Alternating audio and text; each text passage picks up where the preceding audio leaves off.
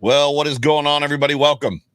Welcome, everybody, into the Overreaction Buffalo Postgame Show. Wasn't much of a game.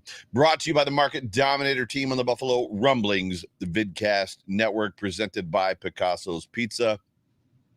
Treat yourself to the most flavorful pizza on game day.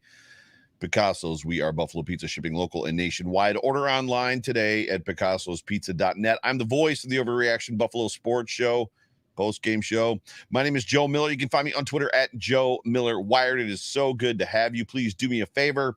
Please like, please subscribe, whatever podcast you or podcast platform, however you are consuming this podcast, if you will. Please like, please subscribe. Also, I am Super Chat Live. So if you want to get my attention, I'm probably going to do a little bit of time reading some comments. You guys have already been pretty lively in the comment section, but it's good to have all of you. No, Mike, you did ask me earlier if I puked, if I vomited, and I have not. But yeah, so we're going to talk about this. I don't have a ton of notes. Bills Mafia is all up in its feelings. The Overreaction Buffalo Postgame Show Twitter handle. Last I checked, there was 50 responses. I don't know that I can get through all 50, but by goodness, we're gonna try. So it's just good to have every single one of you. Like I said, we're going to try to sort through some of this stuff. So whether this podcast finds you around a cup of coffee, at the gym with your AirPods in, on the drive to work, or watching me live right now, let me just say one more time, welcome. Got our first super chat. Comes in from Dorsey. Dorsey, thank you so much for being a part of the show. Is Josh more hurt than the team says? He seems to have regressed the last 5 or 6 weeks. Or is it Dorsey? Well, you were just getting right into the thick of it there, Darcy. I appreciate the super chat. I appreciate you being a part of the show. Yes and yes. Right? So I think that's the answer. And I think you knew that answer, Darcy. I think you're just looking for probably some confirmation. Josh is absolutely hurt. He was in the blue medical tent. I don't know for this game, obviously after that one hit where they hit his arm. Still wildly unsure how he was able to come back in the game without Case Keenum taking one snap, but that was more, I mean, as far as his injury in this game, it wasn't necessarily, obviously same arm, probably same issue, a little bit of soreness, whatever. He ran up the field, yada, yada. But Josh is definitely not feeling well. And him playing through it probably wasn't the best thing. However, I would say that them winning or them losing this football game has nothing to do with necessarily Josh's arm. It has more to do with Dorsey, in my opinion, and the offensive line.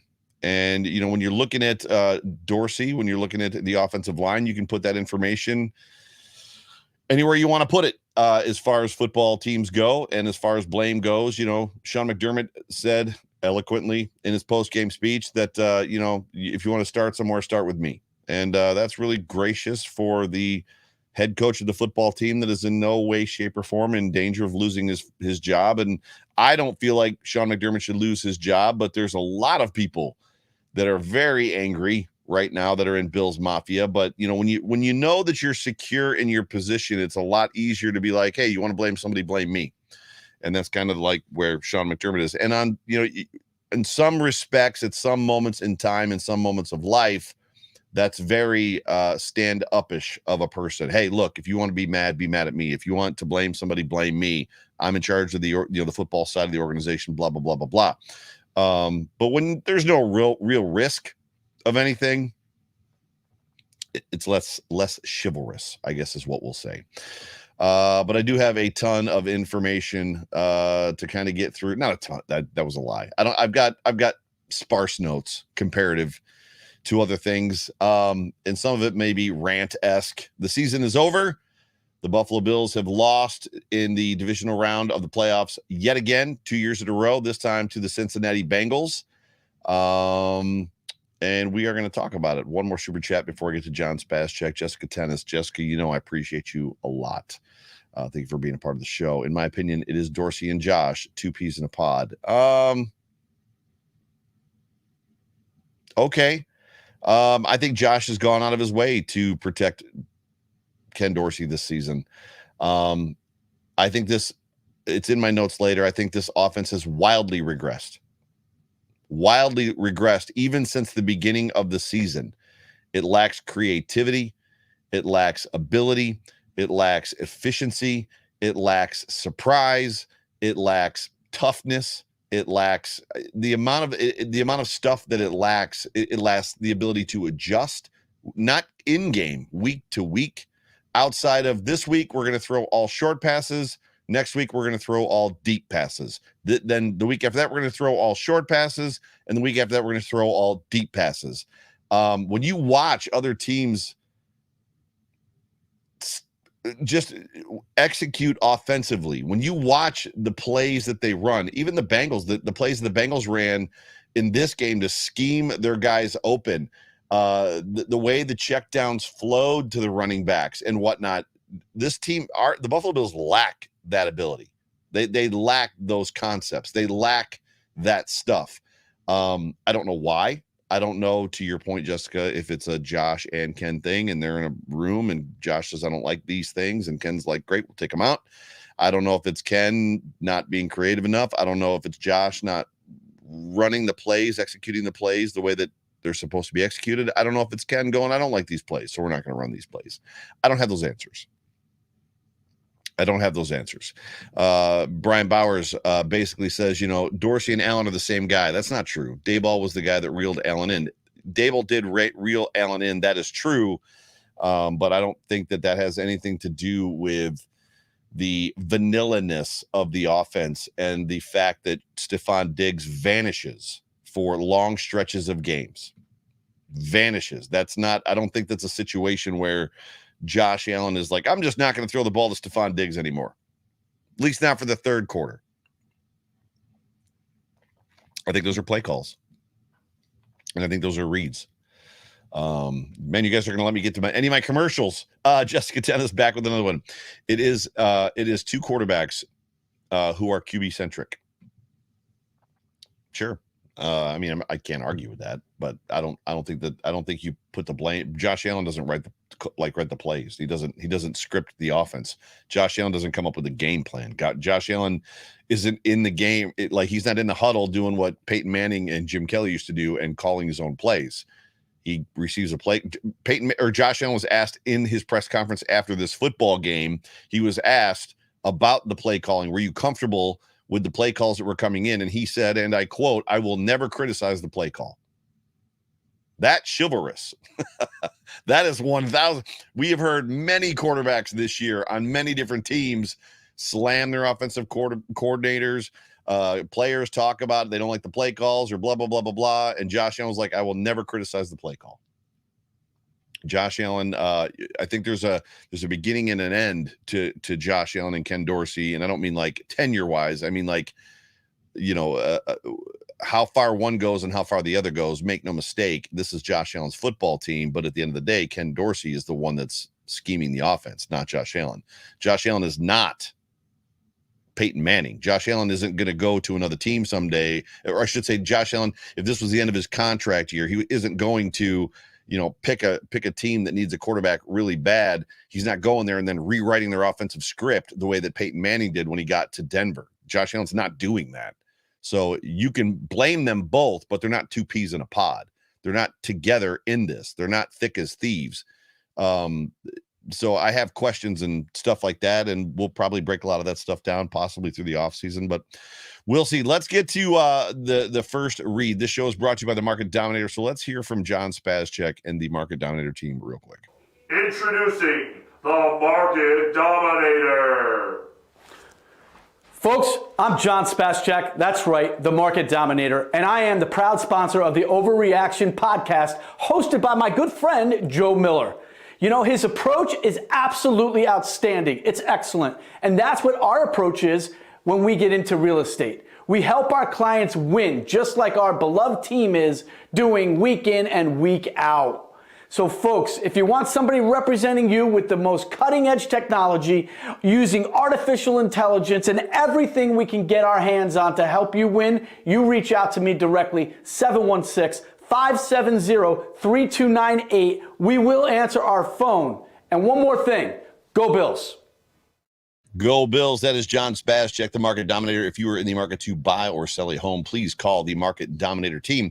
716-570-3298. That number again, 716-570-3298.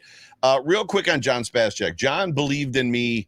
There's a couple of you that believed in me super early, and John was one of those guys. John has been a faithful sponsor to this show for a couple years now, and it goes without saying that I'm incredibly thankful for him. I'm incredibly thankful for his investment in me and my family. I'm incredibly thankful for his belief in me and my ability to do this thing that is, I don't know, that I'm maybe not qualified to do. I never went to school for journalism. And outside of just having a voice that's somewhat compelling to hear, and I have the, as Sterling Furrow says, Sterls with the Girls says, he says that I have a natural ability to tell a story. Outside of that, I'm not really a radio guy. I'm not a DJ. I'm not any of those things. Never have been. So, super thankful to John. Super proud of the work we've done together. A lot of you have called John and used John. It is proof that advertising works. And so John, if you're listening, and I know that you are, and maybe not live right now, but I know that you're going to listen at some point. Thank you. Thank you for being a part of just me and this endeavor and this hobby. And my opportunity, supporting me through my opportunity to connect with other Bills Mafia, this avenue, I guess, is the easiest way to say it. So, a lot of people in the chat, and I appreciate all of you. And keep chatting. And I'll try to pick and parse through once I get through my notes if we've got some time. Again, I don't have a ton of notes. There's really not a whole lot to talk about that's surprising, right? The Bills came into this football game winners of 8 straight. The Bengals winners of 9 straight. That undecided contest on Monday Night Football, the Damar Hamlin game, obviously still was out there and weighed in the balance. The game that never got played. Who knows what would have happened then? But as Josh Allen likes to say, it's not how you win. It's if you win. Sometimes it's how you win. And in a football game like this one and what we witnessed, me in person, at One Bills Drive, the Bills didn't win, and how you win, the Bengals made a statement. The Bengals absolutely 100% made a statement, probably a twofold or a two-part statement. The first part of the statement was, we're here to play, and we're ready. And the second part of the statement was the Bills going, we're not ready, and the Bengals going, I don't care, and embarrassing them, for lack of a better way of saying it. More importantly, you win as a team and you lose as a team. And this Buffalo Bills team lost as a team in this football game. The offense didn't help the defense. The defense didn't help the offense. Special teams was there, and they were relied on in some very strange moments, punting inside your own 50 when you're down 2 touchdowns. I don't know what's going on with that. Going for it on 4th down when you're down, when you need a field goal anyway, and you don't kick the field goal with 7.5 minutes left, which was the game that decided the entire game. That's when basically most of Bills Mafia started filing out of the stadium. But make no mistake, the Bills have for the last couple of years been chasing the Chiefs. And now, much to a lot of our fears, they're also chasing the Bengals. So where we used to like to have the conversation that the Bills and the Chiefs, class of the AFC, maybe even the league, that conversation is probably the Chiefs and the Bengals. Chiefs and the Bengals. And the Bills are the middling team that's trying to break through and hope that Pat Mahomes gets injured before the AFC Championship game. And that gives us an avenue to the Super Bowl that we so long to be in. But nevertheless, this is where we are. And we're going to gear up one more offseason. I sincerely hope that there's some real hard looks in the mirror down at One Bills Drive.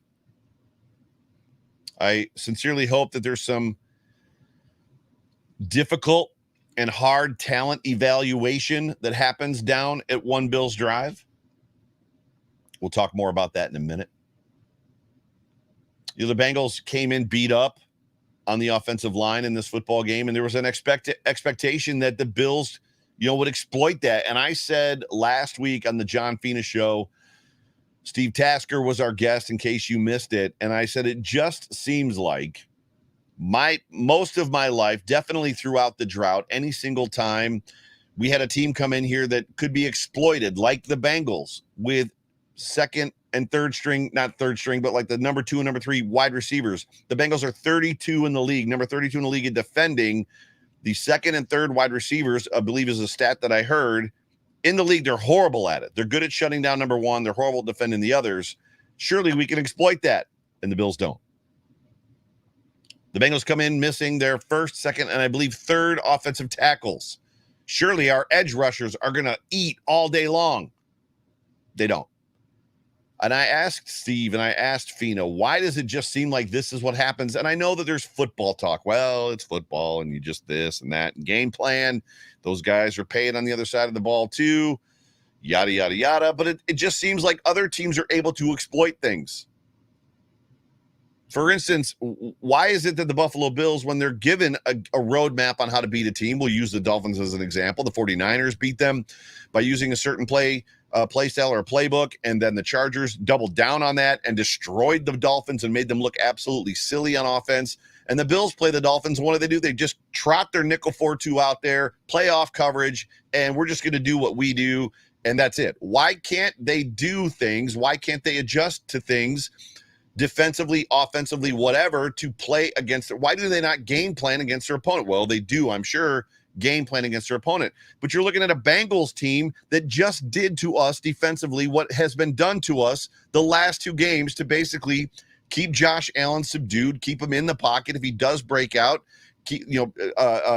limit his yardage. Eric Wood was talking about it during the broadcast, that the Bengals were doing basically what they've watched on tape the last 2 or 3 weeks. Why don't we do that? Why don't we exploit things? Why don't we take advantage of things? If they're going to run a cover 1 or 0 pressure, we're going deep. That's literally the extent. And if they don't, we're going to throw it under. That's the extent on offense of the Bills' adjustment. On defense, the extent is we're going to wait and see what you do on your first drive with our nickel 4-2. You're probably going to go down and score, which they did. And then maybe we're going to get a feel for what you're doing around halfway through the second drive, which Sean McDermott said we feel like we had a pretty good idea. So they make some slight, just kind of movement personnel adjustments behind the nickel 4-2. And it didn't work. There's ways to beat this team. And you've got to think at some point in time in a game it had the potential to get away from them. It didn't, because Joe Burrow could have thrown for 400 yards on that defense in this game. It had the potential to get away from the Bills. And I'm not sure that there was confusion in the secondary. The defensive line could not get pressure. They could not get home. Backup tackles couldn't get pressure. The things that could have been exploited by the Bills against this Bengals team, the Bills elected to, I don't know, be vanilla on offense.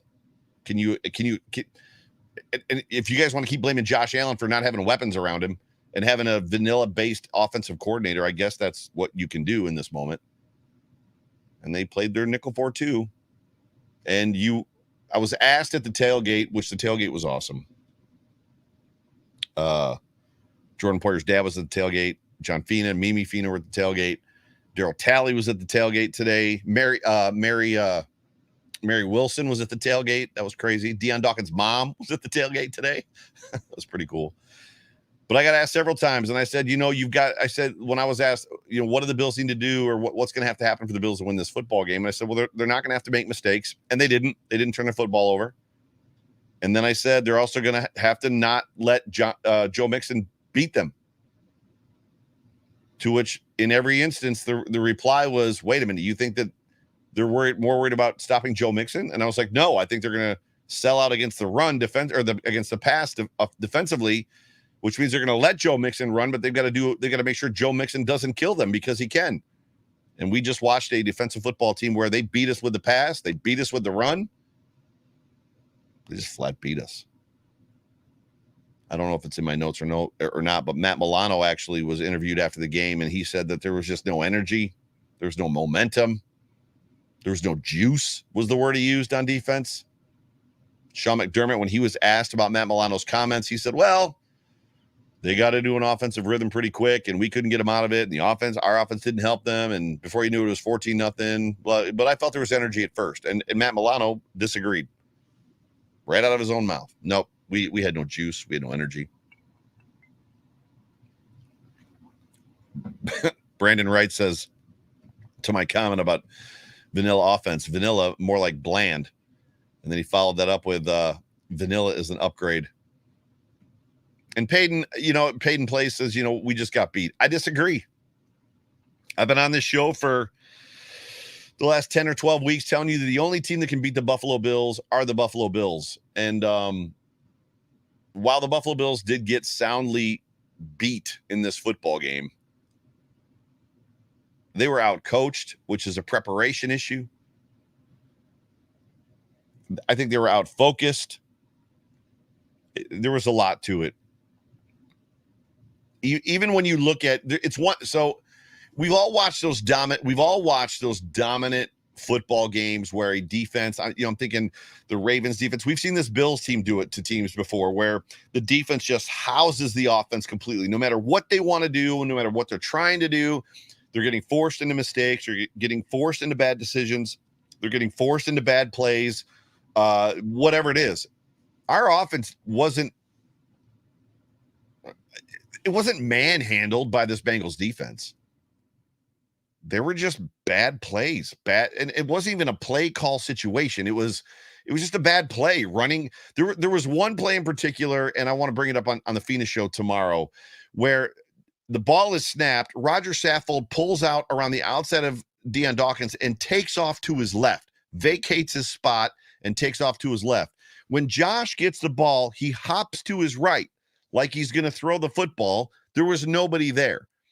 So listen to what I just said. Josh Allen gets the snap, hops to his right to throw a quick pass to his right.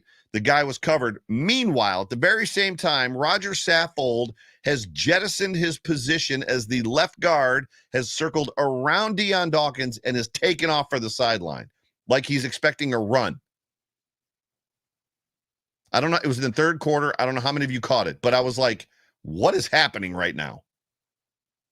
And that's what I'm talking about when I talk about the fact that they didn't really get beat as much as they didn't put up much of a fight. There's a difference between fighting and getting beaten and just kind of like showing up. We're here. Buffalo Bills present. The Buffalo Bills are present. Darcy in with another super chat. Is there any scenario where Frank Reich comes here as the offensive coordinator? I think it would be great for Josh. Well, two things. I was asked about this on Twitter. So Ken Dorsey is a 1-year offensive coordinator, number one. And if you think for the first part of this that Sean McDermott would never fire his offensive coordinator after 1 year, well, he did. He fired Rick Dennison after 1 year. So he does have a history of one and doneing certain people on his staff. So that's not outside the realm of possibility.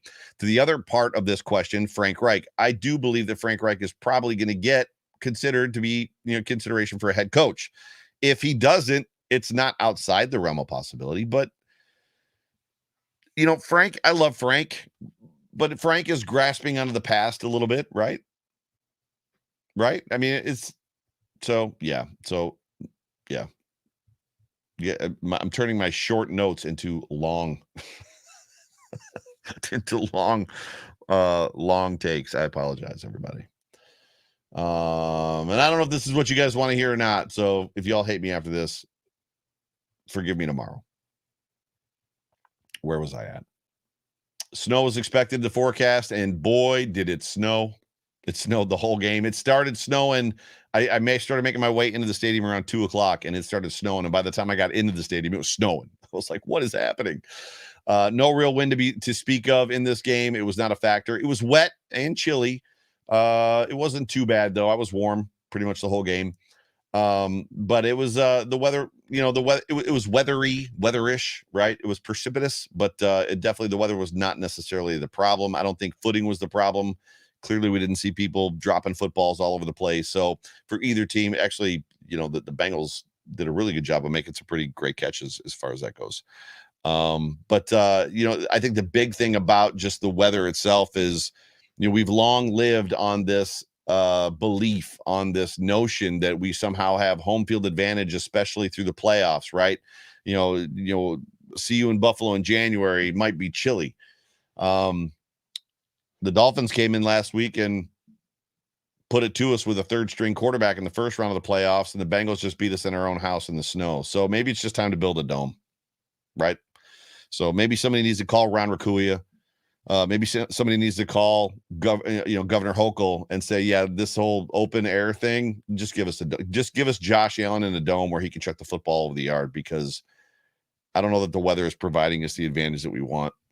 Maybe it is, and I've been the guy, just so everybody knows, if you go back and check tape, that's been pounding the table. I don't want a dome. I don't want a dome. I don't want a dome. I just don't know that it's providing us anymore. The mystique, I think, is gone. I think we got a lot of mystique push in the last year about coming to Buffalo and having to play in the playoffs. Keep in mind, last year we beat a New England team that plays in the cold. It's not like they play outside in the cold. I feel like the mystique, part of the mystique is you not getting beat in your own house, right? I mean, you don't want to go to Buffalo and play because it's cold and they're going to kick your ass. Well, the Bills didn't even show up in this game. I don't know. Another rant. Sorry about that. Brian Bowers astutely says, Chiefs play in the cold too. Yep. But yeah, as far as this football game goes, it was supposed to be billed to be the game of the week. They put it in the prime slot, 3:00 on Sunday. Anything but that. The guy sitting next to me, they showed a highlight of the Eagles Giants game in the stadium. And Tom, my seat neighbor for the last, 12, 15 years, said to me, that game was awful. I was like, Tom, the way you felt about watching that game is how people watching this game feel right now. The Eagle fans are watching this game going, turn it off. This game sucks. Because it did. Getting into some of the game stuff, right? The game information. Actually, you know what? I'm gonna do the Western New York Beer Trail read first, because I don't want to get too deep into the show. Because once I get to the tweets, it's gonna be over. The brand new 2023 Trail Pass from Western New York Beer Trail is now available. The 2023 Trail Pass is bigger and better than ever, and there's no better time to get ready for next year than There's no better time to get ready for next year than right here, right now. Go get drunk, everybody. That's what Tom's telling you. Get this book and then go have some beers. Get ready for next year. The new pass features 53 area breweries, cideries, meaderies, and beer bars all over Western New York. While almost every stop still offers the 2 half-price beers with your pass, there are several other offers available from select locations, such as discounts on flights, food, and merchandise. You can save over $400 with all offers in this book right here that I'm holding. Like a Tyler Bass field goal, you just can't miss. The 2023 Trail Pass and other beer trail items are available at our website, www.wnybeertrail.com. Just click on the shop tab. Use the code TheVoice15 to save on your entire order. And just so you know, this book is like $30, $35, so you get 15% off of that. You can save over $400 with all the offers in the book, like a TV. Oh, I already read that part. Wrong paragraph. This is the perfect way to start your new year and go ahead and get yourself a little something to boot. We at Western New York Beer Trail are proud to support everything local, craft beer, small business, and local charities. Watch for our meetups and fundraising events along the way. Western New York Beer Trail, drink local, support local. We'll see you on the trail. Super big thanks. Shout out and thanks to Tom for supporting me this year as well. Yeah, dude. Thank you. I cannot say thank you enough. So I'll just keep saying thank you. So thank you, Tom, for supporting me, being a part of the show this season, the 2022 season. So sorry that it did not end the way that we had all had hoped. So getting back into it. So the Bengals' first 2 drives, I tweeted at some point in time that after 2 drives, the Bengals had like 135 or 140 yards, 14 points. They'd had the ball for, I don't even know what it was, 11 minutes, and they had 1 negative play. I don't think they had an incompletion. They had 0 incompletions. They had 1 play that did not go for positive yards. It was incredible. The first quarter was awful. You want some stats? At the end of the first quarter, the Bengals had 10 first downs. The Bills had 0. The Bengals had 44 rushing yards. The Bills had 5. End of the first quarter. Passing yards, the Bengals had 116. The Bills had 3. I mean, time of possession, 11:40 to 3:20. I don't know that I'm putting that blame on Josh Allen. Maybe you are. He looked pretty skittish to me in that pocket. He looked pretty unsettled. He looked pretty not trusting of his offensive linemen. At the end of the half, let's go to the end of the half. The end of the half, and that's this one right here. The Bengals it was 17-7 at the end of the half. The Bengals had 275 yards. The Bills had 135. So monumentally better than the first quarter. It scored 1 touchdown in that quarter as well. Passing yards. Oh, that was total yards, right? 275 to 135. Passing yards, 184 to 108. Rushing yards, 91 to 27. I mean, let the drubbing begin, right? I put a tweet out at that point in time that you want to talk about, or you want to see what getting your ass kicked looks like in the first half. This is it. And apparently the tweet never got delivered by Twitter until I think 4 or 5 minutes left in the fourth quarter, which was a little weird. People were like, "Did you just tweet this? Because this is old information," and it was. Yards per play, the Bengals 6.7. They were averaging over 6 yards a carry. And most of those yards were after first contact and Joe Mixon and Pirine carrying Buffalo Bills tacklers on their backs. The Bills averaged 4.8 up to halftime. Bengals first downs 18. The Bills got their first down in the second quarter. They had 8 in the second quarter. Third down efficiency, 3 for 5, 2 for 6 for the Bills. Fourth down efficiency, 0-0, 1 for 1 for the Bills. Total plays 41 to 28. Sacks allowed 1 and 1. Punts 1 to 3. Penalties. The Bengals were wildly not penalized. They had a bunch of penalties that they committed that did not get called. That's not why the Bills lost this game, but the Bills were penalized a lot. And the time of possession did level out a little bit through the second quarter. I think they were beaten by 4 minutes or something like that. We will look at the end of the game stats here in a second. But even when you look through just that first half of football, which I think there's one other time in my career of doing this, and it's not a long storied career, but in my career that I said that you can just fire that first quarter, that first half into the sun. This is another one of those moments, although you could probably fire the whole game into the sun. The offense was very, I mean, it reminded me of the Jets game, the first Jets game that we lost, where the offense had one play. They had that one Stefon Diggs pass that was like 22 yards or 23 yards or something like that. And outside of that, the offense did nothing the whole game. That's very much how this game felt. And defensively, the reluctance for Leslie Frazier to do something, to dial up some sort of pressure on Joe Burrow.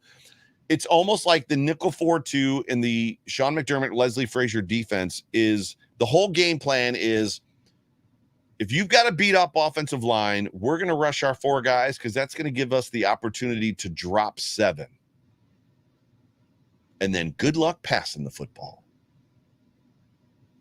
They've tried it against Pat Mahomes and gotten their butts kicked. They've tried it now against Joe Burrow and gotten their butts kicked. They've tried it against a lot of good quarterbacks. Quarterbacks that stand in the pocket Tom Brady will find the guy that's open. Sometimes Jamar Chase in the middle of the field, 30 yards downfield, all by himself in the first quarter, the very first touchdown. I just don't. How do you not run a blitz at him? How do you not mix something up? How do you not change something? But make no mistake, as much as I'm jumping all over the place because my notes are a little bit skittish, it isn't only on the defensive line. It's not just on the defense. The offensive line played horrible as well. Sean McDermott in his post-game press conference said the effort was there. Listen to me. Listen to this quote. The effort was there. We just didn't make enough plays to win. I think we just didn't do enough to win. The effort was there. We just didn't do enough to win. I'm going to be real with you for a second. If I gave that effort that the Bills gave in this game, if I gave that level of effort to this show week in and week out, I would have no listeners. None. Zero. I copied that quote.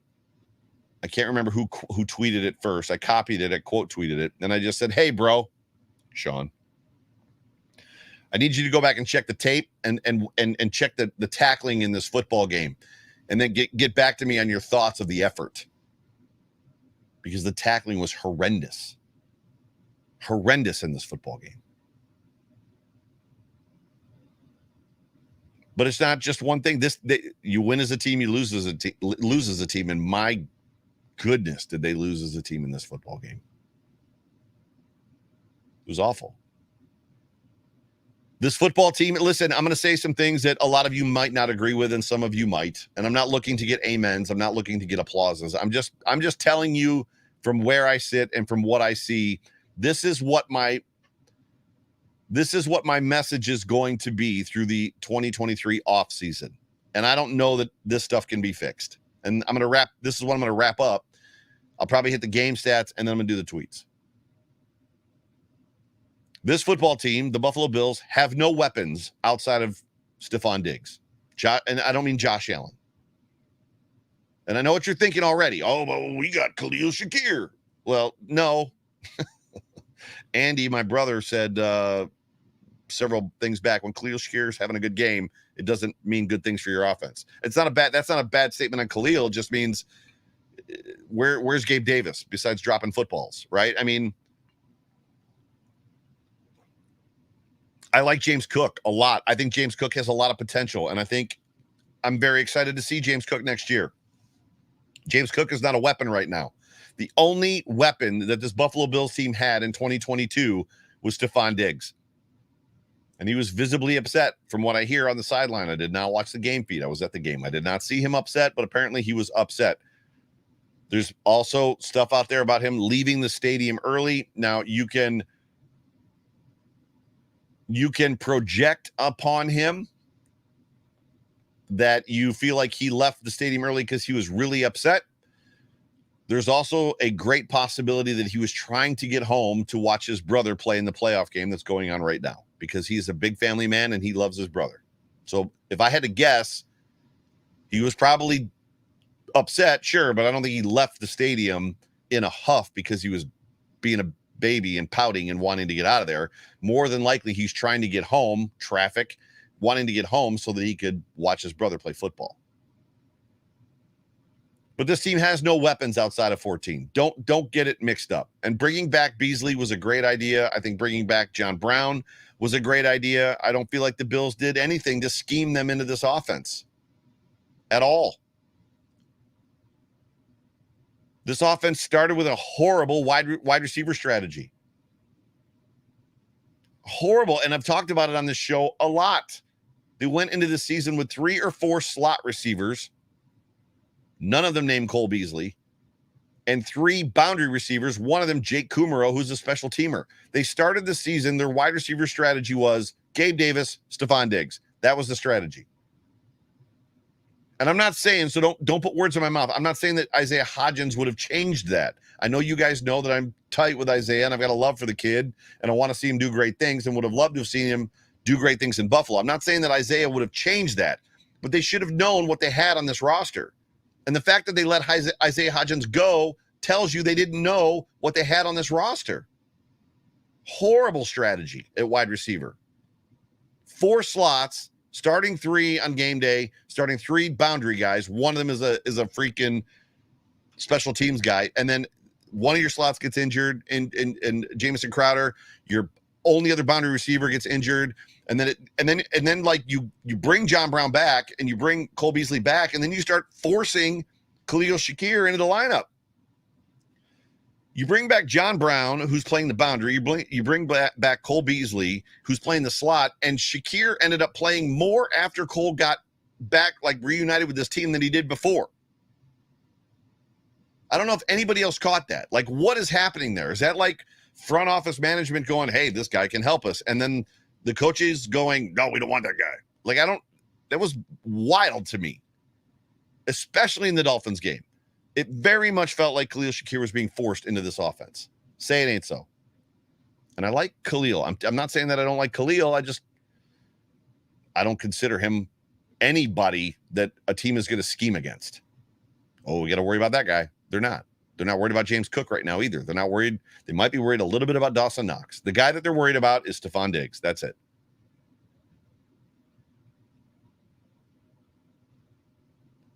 And the hard part about all of what I'm saying is Josh cannot be the only thing that this offense relies on. And there was a lot of tweets about it, and I feel the same way. There's a lot of people tweeting and saying that this is a very Josh-centric offense, and it can't be that way. It can't revolve completely around him. It can't be, here, Josh, here's the football. Go do magic things. Go do things that nobody else can do. It can't be that way. And the funny thing about it is if you get Josh better weapons, he will be better.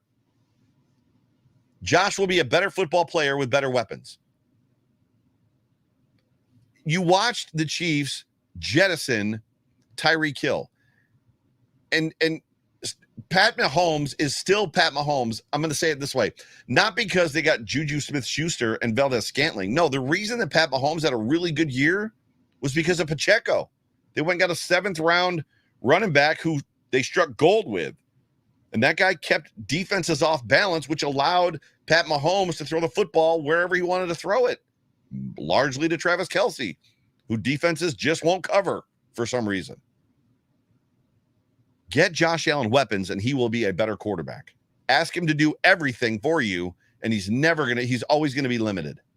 And not limited like, oh, he's just a limited quarterback. He's horrible. I don't mean that. I'm saying you're limiting his ability to take games over if you don't give him weapons. Moving on, this team has had an issue on the defensive line for years. This team has had an issue on the defensive line for years. Yes, Von Miller helped. Was he enough? No, because he got injured. As soon as Von Miller went out, the issues continued.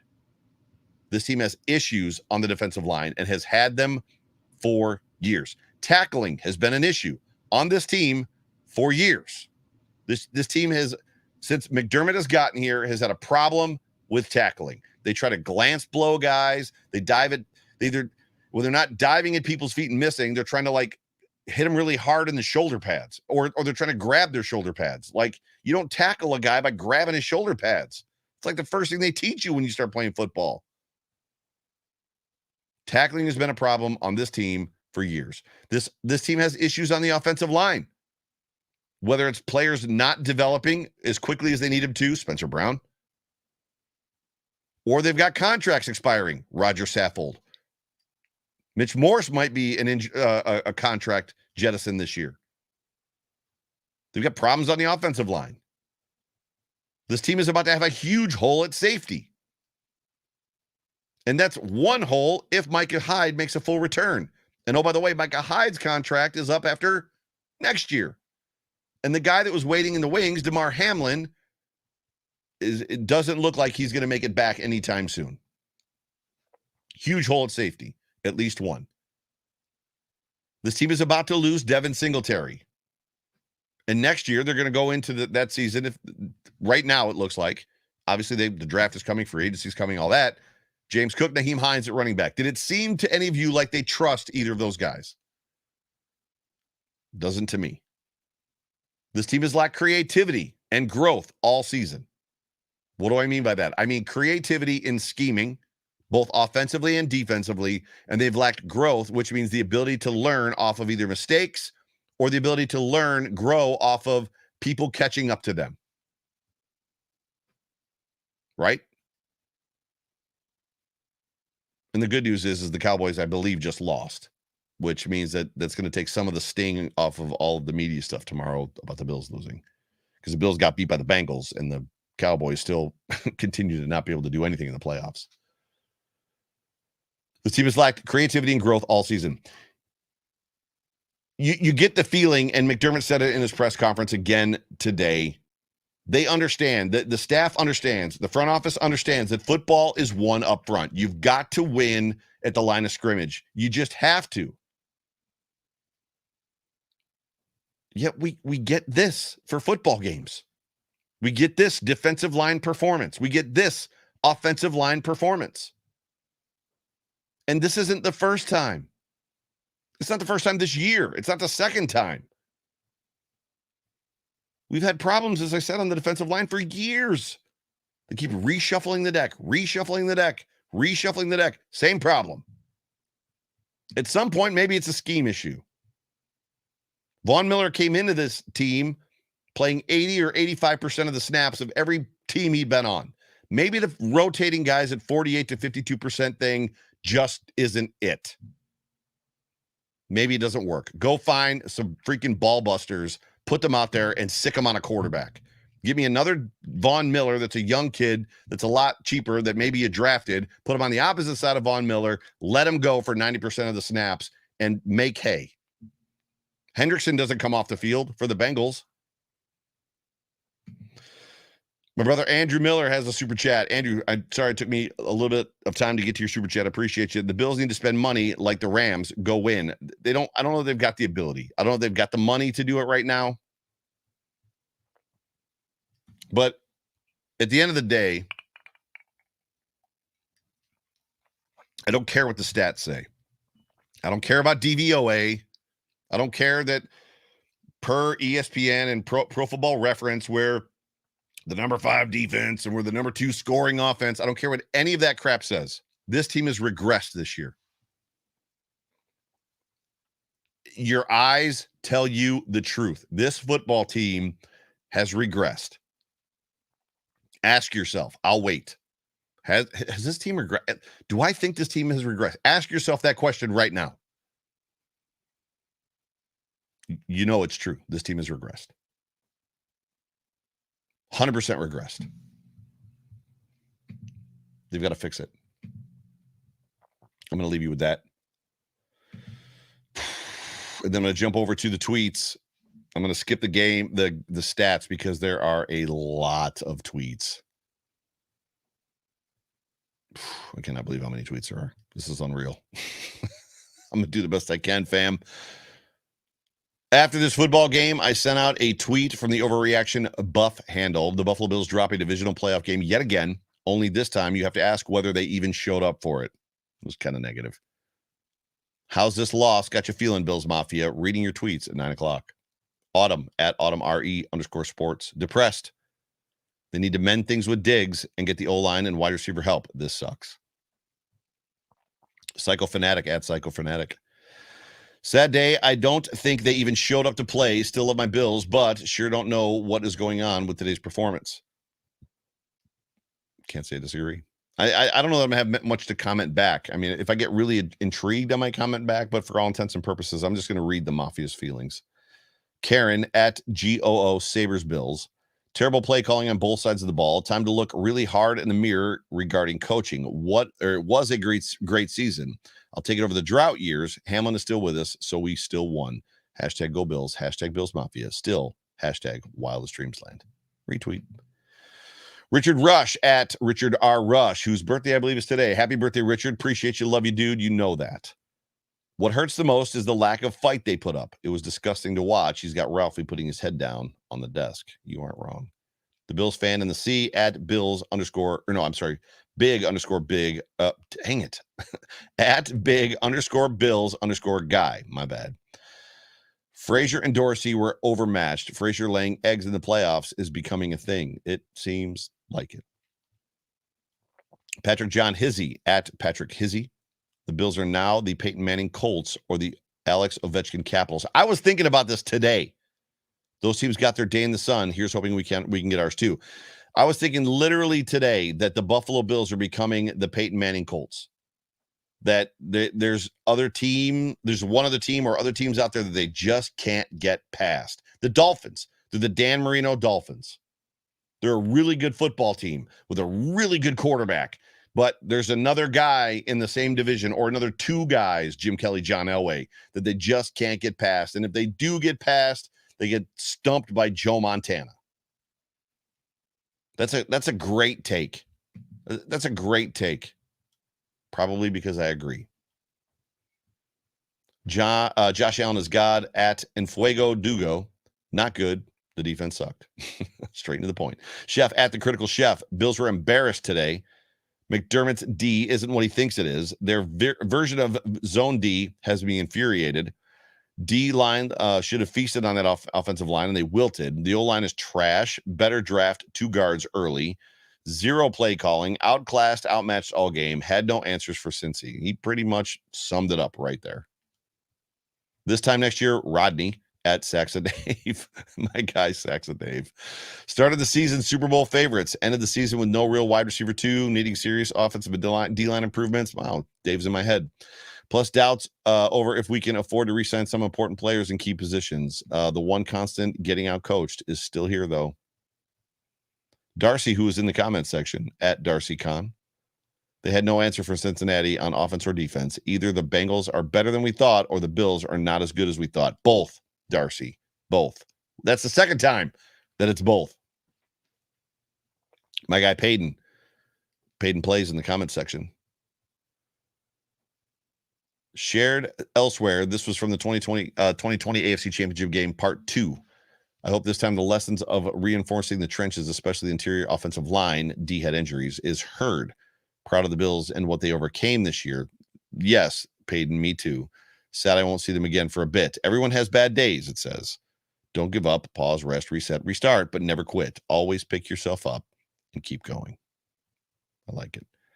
Bills Media 716 at Bills Media 716. Tired of next year, harsh reality today, but that the team isn't good enough to win the AFC right now. Crucial offseason if we want to keep the Super Bowl window open. I agree. GNuts68 at GNuts68, or it's GNuts.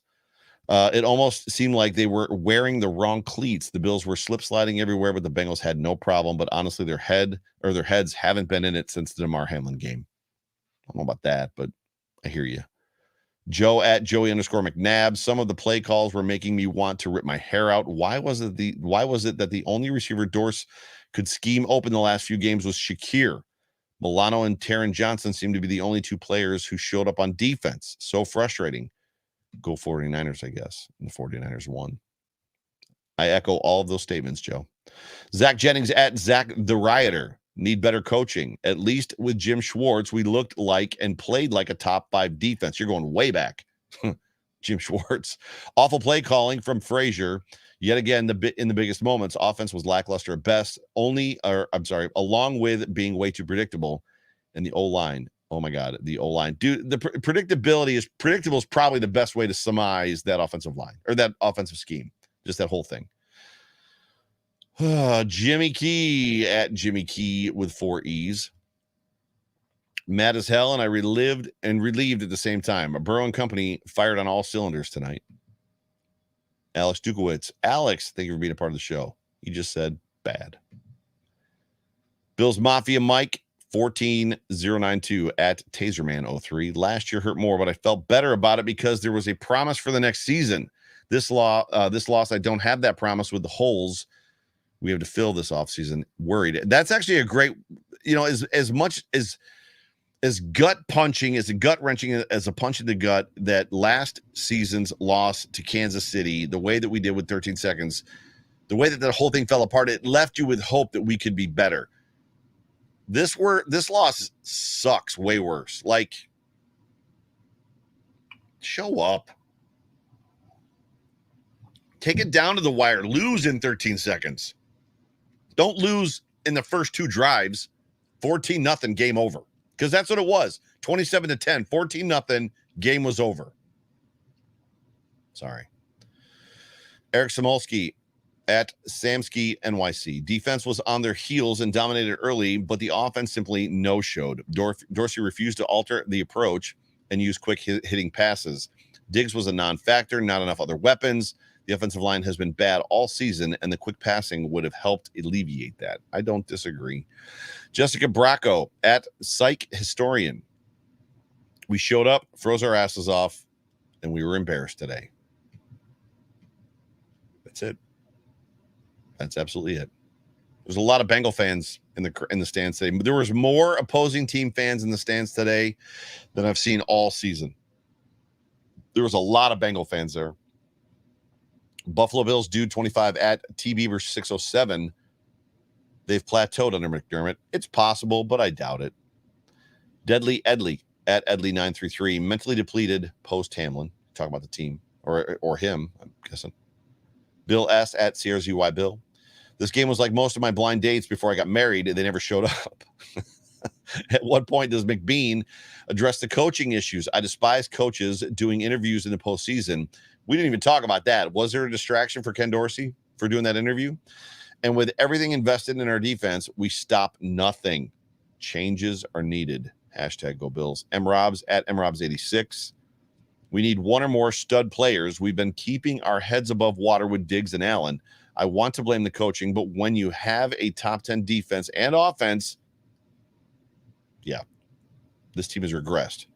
They're not a top 10 offense and defense. I don't care what the stats say. It feels weird to blame them. We need game-changing players on defense. Like, who is our stud defensive lineman? Well, Daquan Jones has been great this year, and he was injured at the worst time possible. And obviously, Von Miller is too. Go Bills at Linsk716. Weirdly calm. I'd rather lose like this than in a close nail biter. That is strange. iMike23 at iMike2333. Man, squirrel. Just sad that I'm used to it. I don't know what that means.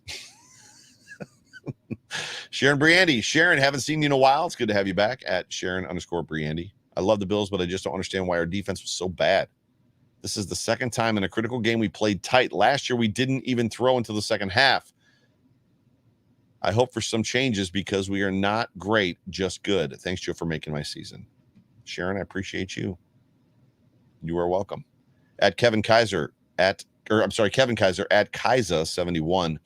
I think it's really time to consider firing Frazier. This defense, especially the D-line, grossly underperformed with or without Vaughn.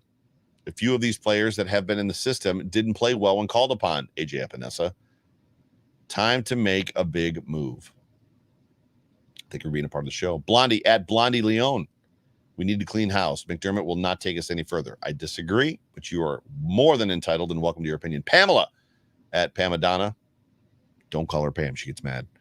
Zero heart, zero passion the entire game. Both sides of the ball. Kept waiting for the second half team to show up. So did I, by the way. Agree with other people. It's not about losing to the Bengals. It's about how we lost. I'm still like, did that really happen? Yes, Pamela, it did. Doesn't feel real, but always, or as always, go Bills. Graham at Bills Mafia at GPPPOS1. They actually looked bad last week versus a third string. Sorry, that is a tag on somebody else's tweet. My bad. Take that out. Tyler Wilson at LaBounty Barber 1. What happened to our defense? Bengals made it look too easy to find the holes. When they weren't finding them, they were just making them and then dragging guys down the field. Was the whole team just starstruck and couldn't get focused? Bengals knew everything Frazier was going to throw at them. Lastly, is Diggs becoming the cancer they said he was in Minnesota, leaving early? No, that is not true. Buffalo Archives now at Buffalo Archives. Criticizing play calling is the play free bird of sports takes, but there's no denying that the Bills offense lack creativity. I want Josh to be Josh, but he can only do so much if defenses can sniff out what he's doing. It's also possible that the Bills simply ran out of gas. It's a great tweet. Xavier Stutz at XCS713. Bill season was just cursed. I don't know what which or God we pissed off, but I can't take this shit anymore. Bill's going to win at Atlassian Joe, I think is what that says. Our D did not make one play today. I'm done with the Frazier defense. The only reason our D is highly rated is because we play the 2 to 3 score lead every week. You're not wrong about that. That's actually true. Outcoached and out-schemed. If he's back next year, we won't make it to the AFC Championship game again. Xavier Stutz comes back with the second one. The Bills were at the game today. Jay at Jman_1912. How long are we supposed to trust the process? It's been 6 years. You're not wrong. Trent Harrison at Harrison Rising. Edmonds is out of position on the first touchdown. Poyer on the second. Refs missed play clock on the third. It looked like the Bills trainers had them in the wrong shoes. Josh had wrong touch on 4 or 5 big passes. All of this is true, what he's saying. I can't say fire Dorsey and Frazier. Bengals were better. Bills didn't bring it on the field. I can't say don't fire him. My man Brian Bowers at so it's Brian Anthony at B_easy4 in all caps. The way that Brian is now communicating, this was by far one of the most pathetic performances I've seen under this regime. O-line was atrocious. The D-line was worse, and more importantly, the coaching was putrid. We are wasting our Super Bowl window. Big changes must be made immediately. Hashtag in lowercase letters, pissed off. I would expect that in reverse. Lowercase for all that other stuff, and then hashtag big giant pissed off. Love you, B. You know that. Dude should have his own show. Chris, Evil Empire 36, but with 3s.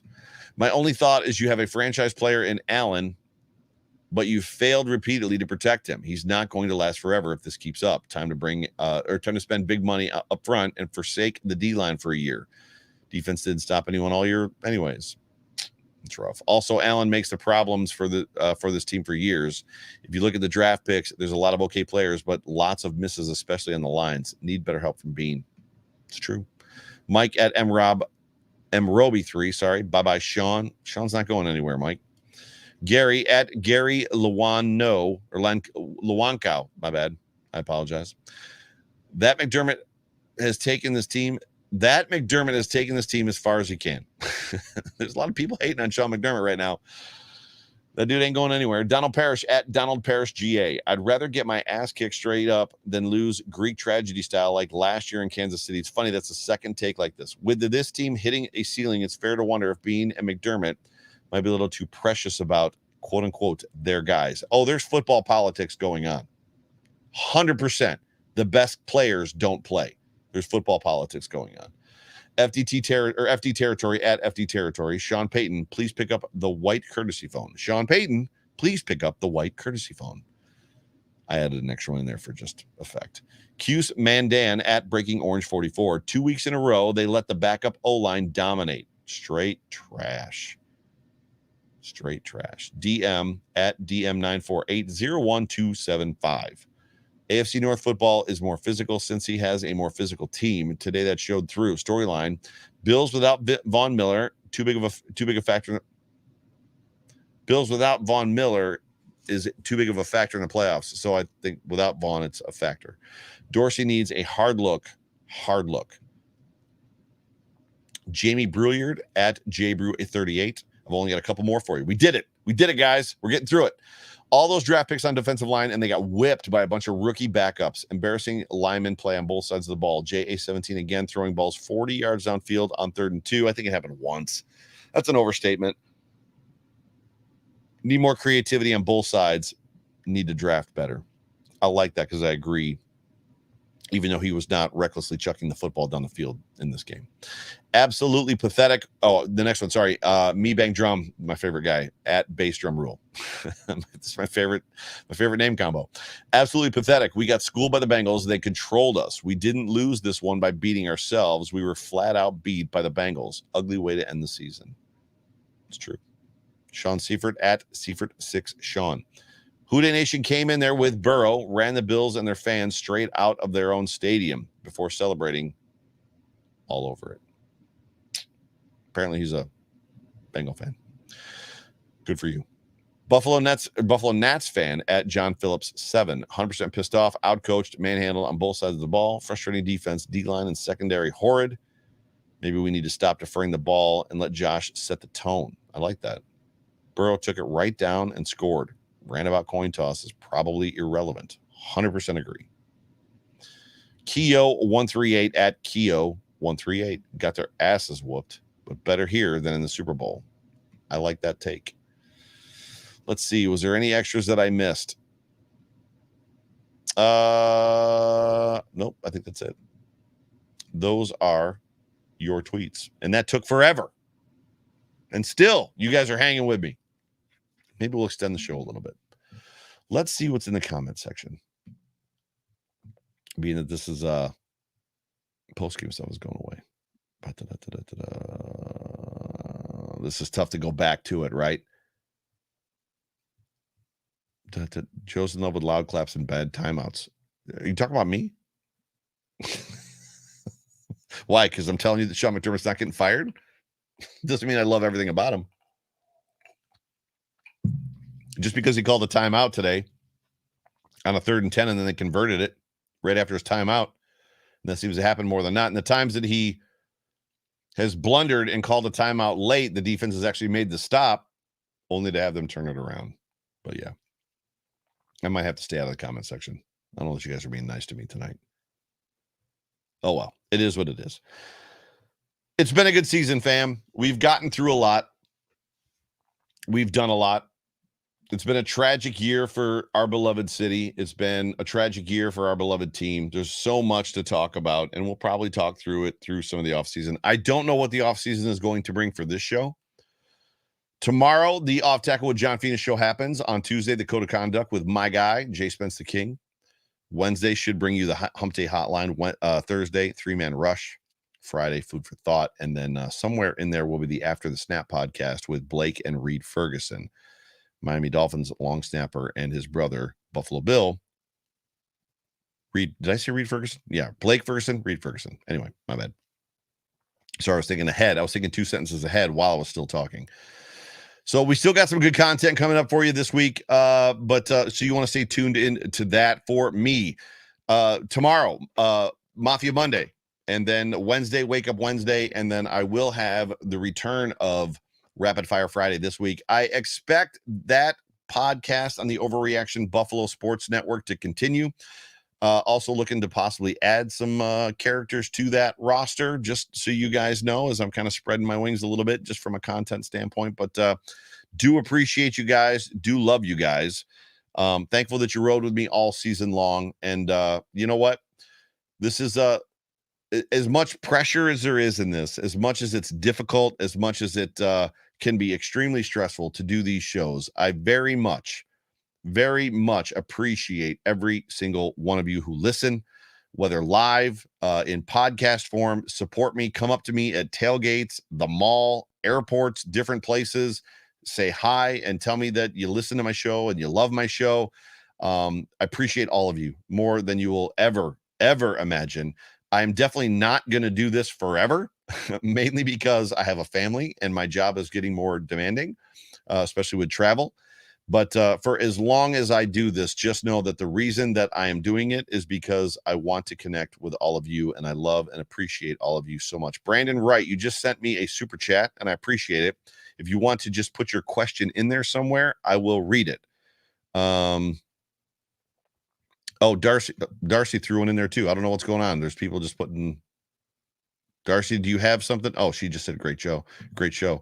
So yeah, you guys are throwing me a little bit on these super chats, but I appreciate you guys so much. I will talk to you guys probably next week. We're going to keep doing this thing at least through. Oh, he says thanks. That's for the pod. That's all. Appreciate you. There will be a show next week. Next Sunday night, there will be a show, an Overreaction postgame show or podcast. And then I'll probably take a little bit of a break somewhere in February, March. And we'll figure kind of some of that stuff out. But thank you so much, everybody, for tuning in to the Overreaction post-game show. This is the last one for the 2022 Bills season, brought to you by the Market Dominator team, as well as Western New York Beer Trail, on the Buffalo Rumblings Vidcast Network. My name is Joe Miller. You can find me on Twitter at Joe Miller Wired. Please do me a favor, follow me over there. For me, for Buffalo Rumblings, for everybody in Bills Mafia. I wish the outcome were better, but we ride or die with this team. Man, now I'm getting tongue twisted at the end. We ride or die with this team. Forever will bleed red, white, and blue, and Bills Mafia for life. So appreciate you guys. Love you guys. Catch me on Twitter. I'll see you next week. Actually, I'll see you tomorrow on the Off Tackle with John Phoenix show. Come back. Love y'all.